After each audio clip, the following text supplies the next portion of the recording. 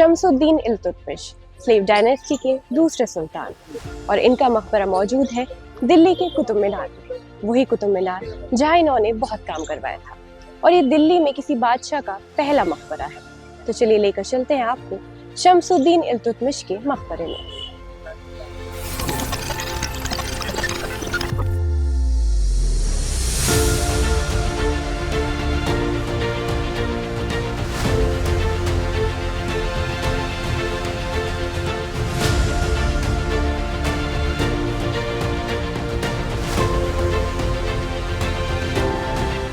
तो जैसे आज हम इल्तुतमिश के मकबरे पर आए हैं तो मैं जानना चाहूँगी कौन थे ये बादशाह। सबसे पहले इल्तुतमिश के मकबरे के बारे में, इल्तुतमिश की अगर हम बात करते चलें, इल्तुतमिश स्लेव डायनेस्टी के दूसरे सुल्तान हैं कुतुबुद्दीन ऐबक के बाद। स्लेव डायनेस्टी की अपनी इंपॉर्टेंस ये है, जैसे कि नाम से पता चल रहा है, स्लेव डायनेस्टी, उर्दू में ममलूक डायनेस्टी भी कहते हैं या गुलाम वंश भी आप इसे कहते हैं। इसका मतलब ये है कि ये वो लोग हैं जो बादशाह के गुलाम या स्लेव हुआ करते थे। अगर आपको पता हो तो मिडिवल टाइम्स में गुलाम होते थे, मतलब ये बहुत ही कॉमन था कि किसी बादशाह के बहुत सारे गुलाम हों। तो उसमें से कोई गुलाम अगर अपनी काबिलियत, अपने टैलेंट से ख़ुद को प्रूव कर चुका है, तो ऐसे इंसान को धीरे धीरे वो सिपह सालार यानी कि आर्मी जनरल और उसी में से एक इंसान कुतुबुद्दीन ऐबक आगे बढ़कर बादशाह बने और फिर एक और ग़ुलाम इल्तुतमिश वो भी बादशाह बने और ये एक सिलसिला चला कुछ साल, कुछ बादशाह तक। इसे हम स्लेव डायनेस्टी कहते हैं। तो इल्तुतमिश की इम्पॉर्टेंस ये है कि एक स्लेव के तौर, मतलब स्लेव डायनेस्टी के तौर पर सबसे बड़ी इम्पॉर्टेंस उनकी है। दूसरा इम्पॉर्टेंस उनका ये है कि हिंदुस्तान में शुरू में मुस्लिम शासक आना शुरू हुए थे। अगर पहले आप कुतुबुद्दीन ऐबक थे कुछ दिन के लिए, उसके बाद इल्तुतमिश, तो एक तरीके से दिल्ली पे जो मुस्लिम राज स्थापित हुआ है, जो कि फिर 1857 तक लगातार चलेगा और 1707 तक तो उसमें कोई बीच में ऐसी बड़ा ब्रेक भी नहीं आएगा, तो वो एक तरीके से इल्तुतमिश की देन है। इल्तुतमिश एक तरीके से उसके फाउंडर्स में से एक है।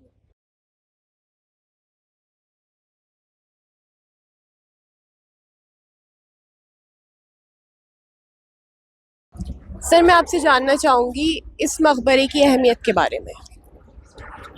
ये इल्तुतमिश का मकबरा है। इसकी सबसे बड़ी जो ख़ास बात है वो ये है कि दिल्ली के अंदर ये पहला किसी बादशाह का मकबरा है। पहला बादशाह का मकबरा, आप इसे ऐसे समझिए कि हिंदुस्तान में इससे पहले जो बादशाह थे वो या तो हिंदू थे या जैन थे या बुद्धिस्ट थे, तो उनके यहाँ कब्र का कंसेप्ट नहीं होता था। तो जाहिर सी बात है कब्र किसी बादशाह की होना, और उसमें ये पहले मुस्लिम शासक के तौर पर इन्होंने जो पहला मकबरा बनवाया। और अगर ओवरऑल भी आप देखें तो सुल्तानगढ़ी में जो इनके बड़े बेटे का जो मकबरा है, उसके अलावा ये दूसरा ही मकबरा है। तो एक तरीके से ये एक बहुत ही इम्पॉर्टेंट मतलब बिल्डिंग है कि इसी के बाद बाकी सारे मकबरे बनेंगे। और ये जो मकबरा है, ये मकबरा ख़ुद इल्तुतमिश ने अपने ज़माने में ही ईयर मार्क कर दिया था कि यहाँ पर मेरा मकबरा बनेगा। और इससे पहले दुनिया में कुछ जगह पर मुस्लिम जहाँ पे शासक होते थे वहाँ पर मकबरों का कंसेप्ट था और मकबरे हुआ करते थे। तो इसके बाद आपने देखा कि ताजमहल भी एक मकबरा है, हुमायूं का मकबरा है। फिर हिंदुस्तान में आपको जो बहुत अच्छी अच्छी बिल्डिंग नज़र आती हैं वो मकबरे हैं। तो इसकी जो शुरुआत है, तो आप ये कह सकते हैं कि ताजमहल जैसी बिल्डिंग्स की जो एक तरीके से नींव रखी गई है वो इस मकबरे के साथ रखी गई है।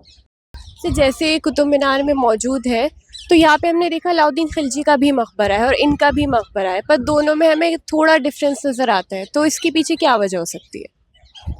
देखिए, थोड़ा डिफरेंस क्या, एक तो ये है कि खिलजी का जो मकबरा है वो उतनी अच्छी हालत में नहीं है। ये शायद वक्त का तकाजा था या कुछ भी। दूसरा ये है कि दोनों की बनावट में बहुत फ़र्क है। खिलजी का जो मकबरा है उसके साथ एक मदरसा लगा हुआ है, उसमें इस तरीके से इंस्क्रिप्शंस नहीं नज़र आते हैं, और यहाँ पे कब्र का भी रखरखाव थोड़ा अच्छा दिख रहा है आपको। और लेकिन उसका जो एक्सटेंशन है, जो उसकी जगह है, वो थोड़ी ज़्यादा है। यहाँ पर सिर्फ कब्र है और उसके चारों तरफ आपको मेहराब नज़र आ जाती है। वहाँ पर मेहराब, वहाँ पे बाकी सब तो टूट ही चुका है। तो शायद वो वक्त का तकाजा था, रखरखाव का तकाजा था, ये सारी चीज़ें थी। जिससे हम कुतुब मीनार में मौजूद है, तो यहाँ पे इल्तुतमिश ने क्या काम करवाया है? ये बहुत अच्छी बात है। असल में कुतुब मीनार कॉम्प्लेक्स अगर कहा जाए तो इल्तुतमिश का ही है। तो कुतुब मीनार जैसा कि आप देखते हैं, तो कुतुब मीनार जो आपको नज़र आता है, उसकी अगर पहली एक स्टोरी को छोड़ दें, एक मंजिल को छोड़ दें, तो बाकी जो आगे का काम था वो इल्तुतमिश ने ही किया था। यहाँ पर जो मस्जिद नज़र आती है कुव्वतुल इस्लाम, बेसिकली कॉम्प्लेक्स उस मस्जिद के ही अराउंड है, तो वो भी जो उसका जो मेजर पोर्शन है वो इल्तुतमिश ने ही बनवाया था। जैसा कि मैंने कहा, इल्तुतमिश ही वो बादशाह है जिसने यहाँ पर सल्तनत हिंद मतलब दिल्ली के अंदर शुरुआत की, जिसने मुस्लिम सल्तनत यहाँ पर कायम कर दी, वो इल्तुतमिश है। तो ये कॉम्प्लेक्स भी अगर आप देखें, ये कॉम्प्लेक्स भी जो कि आगे चलकर महरौली से बहुत सारे बादशाहों ने फिर हुकूमत की, फिर वो दिल्ली में अलग अलग जगह से हुकूमत करते रहे, कुछ वक्त के लिए आगरा से हुकूमत करते रहे, लेकिन ये जो लाइन शुरू होगी वो यहाँ से शुरू होगी। और ये पूरा कॉम्प्लेक्स कहीं ना कहीं बाद में खिलजी ने इसमें कुछ एक्सटेंशन ज़रूर किया, लेकिन वो बनवाया हुआ इल्तुतमिश का है। ऐबक ने इसे शुरू ज़रूर किया था, लेकिन बनवाया वो इल्तुतमिश ने ही था। तो जैसे हम उनके बच्चों की बात करते हैं तो रज़िया सुल्ताना एक बहुत बड़ा नाम है, तो मैं उनके बारे में आपसे कुछ जानना चाहूँगी। देखिए, इल्तुतमिश की जब हम बात करते हैं तो इल्तुतमिश स्लेव डायनेस्टी है, और स्लेव डायनेस्टी में एक बहुत इंपॉर्टेंट चीज़ हुई रज़िया सुल्ताना। रज़िया सुल्ताना दिल्ली से हिंदुस्तान की बादशाह के तौर पर आईं, और हिंदुस्तान में इंदिरा गांधी से पहले वो इकलौती औरत थी जिसने हुकूमत की। और उन्होंने जो हुकूमत की वो इसलिए इम्पॉर्टेंट है कि हम एक ऐसे समाज में रहते हैं जहां औरतों को घर से निकलने की भी आज़ादी ठीक से नहीं थी, वहां पर वो बादशाह बनी। तो उन्होंने एक तरीके से दो तरीके की चीज़ें उस ज़माने में हुई। एक तो ग़ुलाम बादशाह बने, खुद इल्तुतमिश और ऐबक और बाकी सब लोग। फिर उन ग़ुलामों में भी ग़ुलाम, मतलब ग़ुलाम की लड़की है भाई, ठीक है, तो वो लड़की बादशाह बनती है।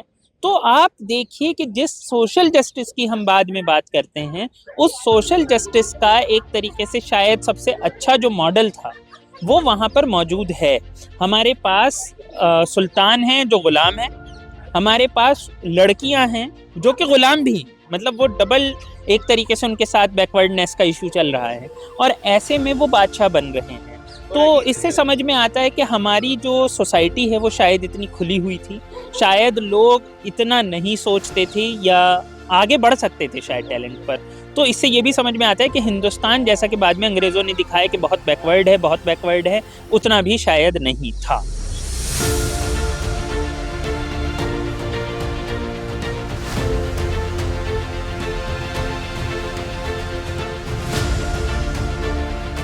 आज हम आपको लेके आए थे शम्सुद्दीन इल्तुतमिश के मकबरे पर, जो कुतुब मीनार में मौजूद है।